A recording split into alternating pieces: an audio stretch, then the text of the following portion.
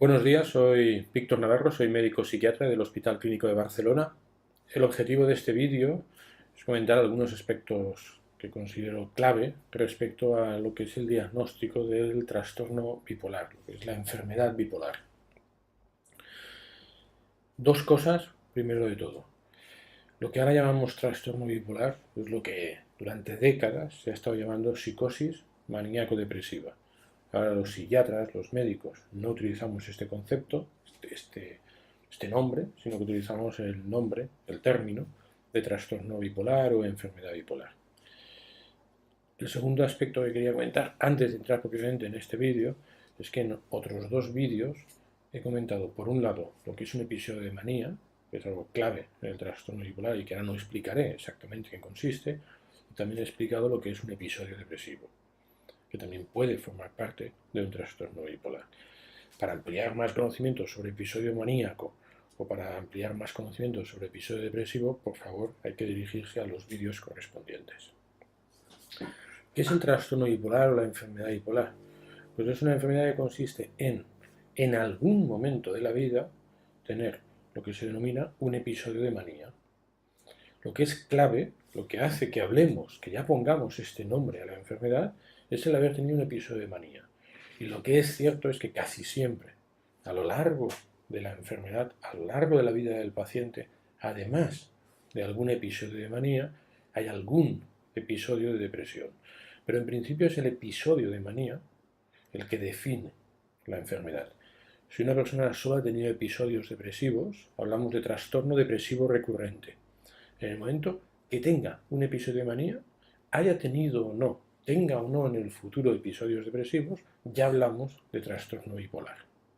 Es decir, inicialmente, si uno solo ha tenido episodios depresivos, hablaremos de trastorno depresivo recurrente y de repente, si tiene una manía, cambiaremos el nombre a esta enfermedad, veremos que también cambiaremos un poco el tratamiento y hablaremos de trastorno bipolar. ¿A qué edad se puede tener un trastorno bipolar? ¿A qué edad inicia la enfermedad una persona con un trastorno bipolar? La idea es que a cualquier edad puede empezar un trastorno bipolar. Es decir, a cualquier edad podemos tener por primera vez un episodio de manía. También es cierto que en los extremos de la vida, lo que sería la infancia y lo que sería la tercera edad, no es habitual que se inicie el trastorno bipolar. La mayoría de las veces se inicia, bien sea en la adolescencia, bien sea en lo que podríamos llamar etapa de adulto joven, o bien, propiamente, en la etapa de adulto. Es decir, excepcional en los extremos de la vida, pero podríamos decir que desde los 16, 17 años hasta los 50 años, por decirlo, 50, 60 años, más bien 50, puede haber por primera vez un episodio de manía y por lo tanto podríamos decir que empieza en cualquier momento desde los 16, 17 hasta los 50 años del trastorno bipolar. Otra cuestión, ¿es una enfermedad hereditaria? Si por hereditaria entendemos que para que una persona padezca un trastorno bipolar es necesario, es obligatorio que algún familiar previamente lo haya tenido, la respuesta es que no es una enfermedad hereditaria. O sea que sí que es cierto que es más frecuente tener un trastorno bipolar, más probable tenerlo, si un padre, una madre, un familiar cercano tiene trastorno bipolar, que si en tu familia nadie ha tenido un trastorno bipolar. Las estadísticas sugieren que más o menos una de cada 100 personas padece un trastorno bipolar. Si el padre o la madre padece un trastorno bipolar, la incidencia, la probabilidad de que tengamos un trastorno bipolar pasa de un 1% a un 10%. Es decir, sí que es más probable tener la enfermedad si un familiar la tiene, pero no es indispensable que la tenga.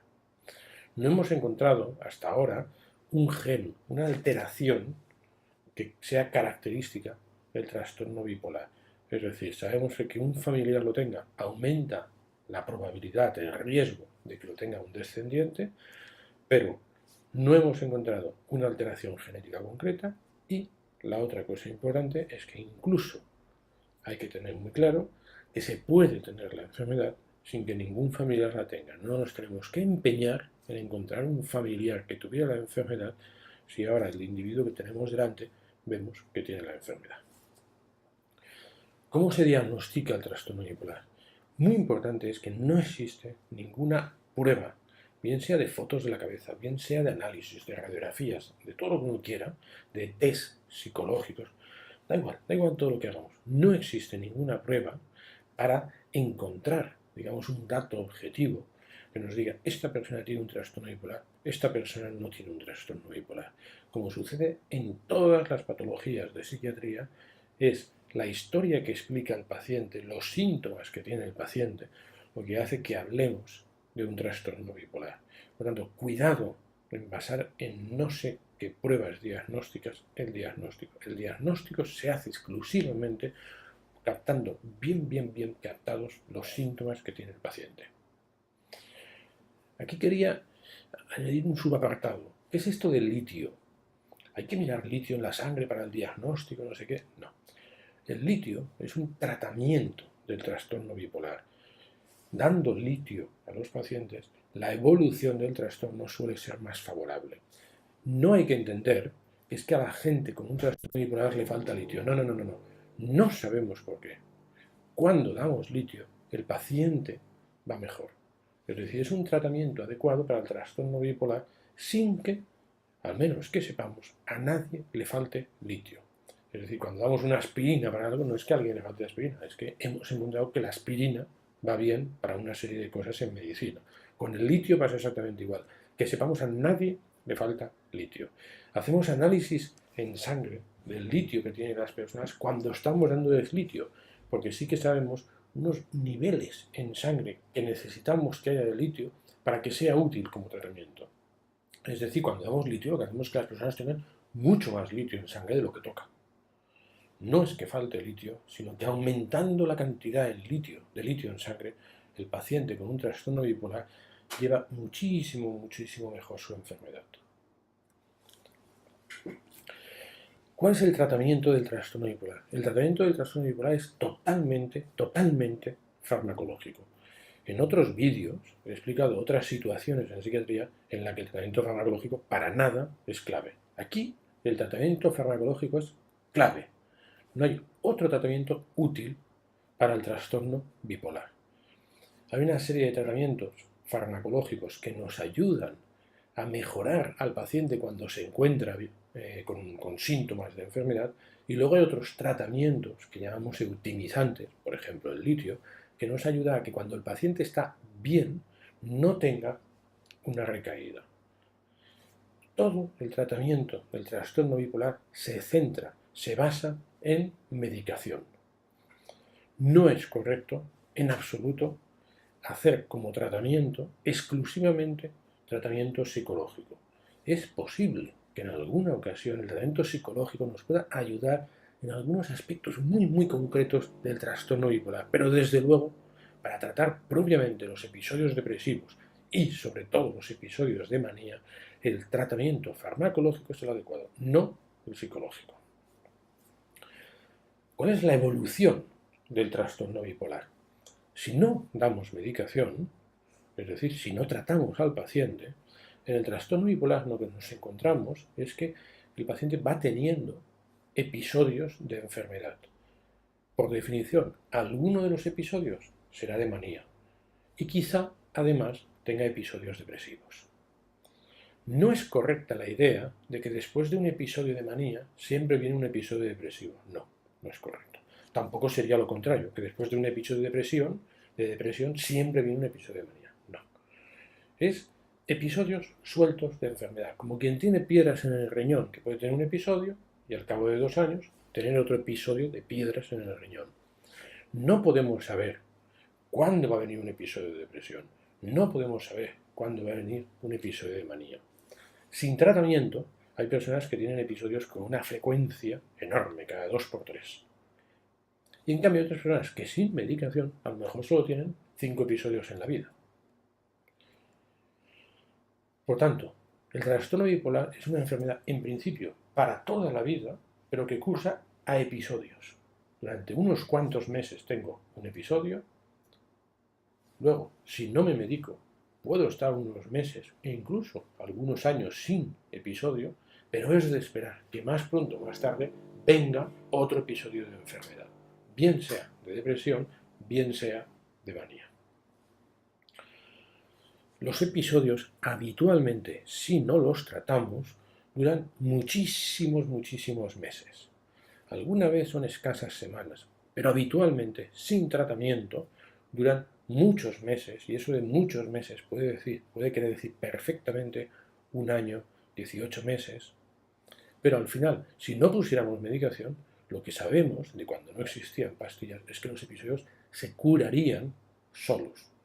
Es decir, pasadas unas cuantas semanas, habitualmente unos cuantos, bastantes meses, el episodio cesa. Con la medicación lo que hacemos es que cesen mucho antes y, si mantenemos la medicación adecuada, que no vengan o que sea mucho menos probable que vengan otros episodios.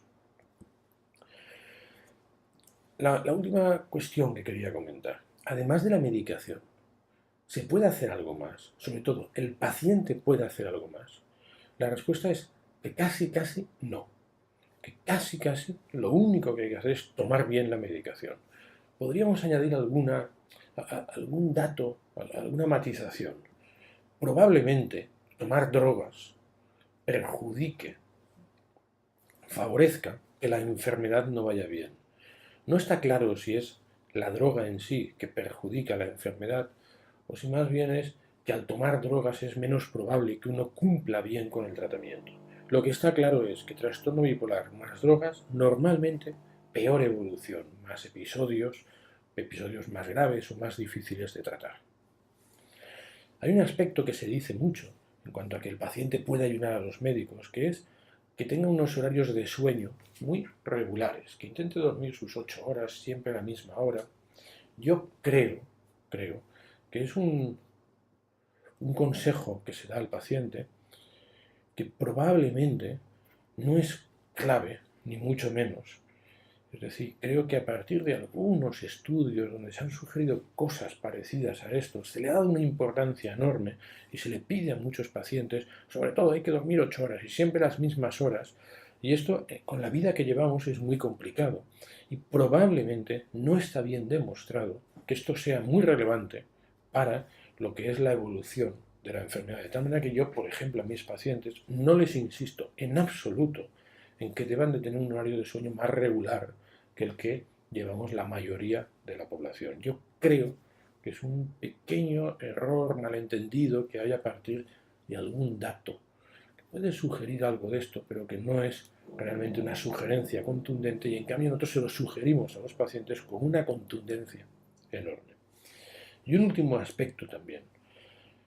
Aunque a los pacientes muchos médicos les piden no tomes nada de alcohol, creo que tampoco hay información suficiente como para decir que pequeñas cantidades de alcohol, no sé qué quiere decir pequeñas cantidades de alcohol, pero pequeñas cantidades de alcohol o cantidades de alcohol que en esta sociedad se consideran normales, no creo que haya un argumento muy bueno, algún dato potente como para sugerir que deba de ser contraindicado en una persona que tiene un trastorno bipolar. Por tanto, por ejemplo, igual que con lo del sueño, yo no insisto a mis pacientes en que no tomen nada de alcohol. Creo que es totalmente compatible. Cantidades normales. Insisto, no quiero entrar en qué quiere decir normal. Cantidades normales de alcohol y tomar la medicación correspondiente al trastorno bipolar y que el trastorno bipolar tenga una evolución correcta. Creo que para nada es incompatible. Respecto al trastorno bipolar, insisto, añadiendo a este vídeo el vídeo de episodio de manía y lo que son los episodios depresivos que están en otro vídeo, sumando esto, yo creo que queda bastante bien resumido las principales ideas o datos claves sobre el trastorno bipolar. No obstante, quien quiera ampliar esta información o información sobre otros temas de psiquiatría puede consultar la página www.informacionpsiquiatria.com. Muchas gracias.